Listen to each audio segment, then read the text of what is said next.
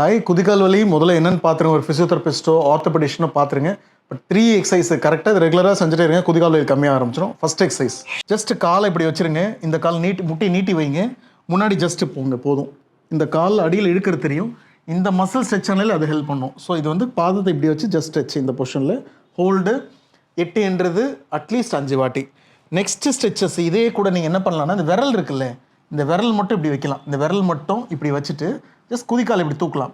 அடியில் இழுக்கிறது தெரியும் இந்த இடத்துல. ஜஸ்ட் விரல் ஃபுல்லாக வச்சுட்டு இப்படி பண்ணலாம். முடிஞ்சால் அதை செய்யுங்க, தெரியலனா பரவாயில்ல. தெரியுதுங்களா? விரல் வச்சுட்டு குதிக்கால் இப்படி தூக்குறது. ஃபஸ்ட்டு ஸ்ட்ரெச்சு இந்த பொசிஷனில் வச்சுட்டு முட்டி மடக்காமல் முன்னாடி போகிறது. ஒரு 8 அட்லீஸ்ட் 10 வாட்டி. செகண்ட் விரல் மட்டும் கால் மேலே காலை போட்டு உட்காந்துட்டு பிளான்டர் ஃபேஷியா ஸ்ட்ரெச்சு இந்த குதிக்கால் வலிக்கு ஜஸ்ட் இந்த விரலை இந்த இடம் பிடிச்சிட்டு டோ மட்டும் இப்படி ஸ்ட்ரெச் பண்ணுங்கள். இந்த இடம் ஸ்ட்ரெச் ஆகிறது ஃபீல் ஆகும். ஹோல்டு 8 10 வாட்டி. இது இந்த குதிக்கால் ஹெல்ப் பண்ணும். பால் ஏதாவது கிடைச்சா பாருங்கள், ரப்பர் பாலோ இல்லை நல்ல ஹாட் பால் ஏதாவது ஒரு வுட்டன் பால். அப்படி இல்லைன்னா நம்ம நார்மல் ஃப்ளாஸ்க் இருக்கும்ல, ஒரு இல்லைனா ஃபோம் ரோலர் இருக்கும், இல்லைனா ஃப்ளாஸ்க் மாதிரி ஏதாவது ஒரு பேரல் ஷேப்பில் இருக்குல்ல, அதை கீழே போட்டு ஜஸ்ட் முன்னாடி பின்னாடி 1 2 3 4 5 6 7 இது மாதிரி பண்ணணும். அட்லீஸ்ட் ஒரு 30 வாட்டி.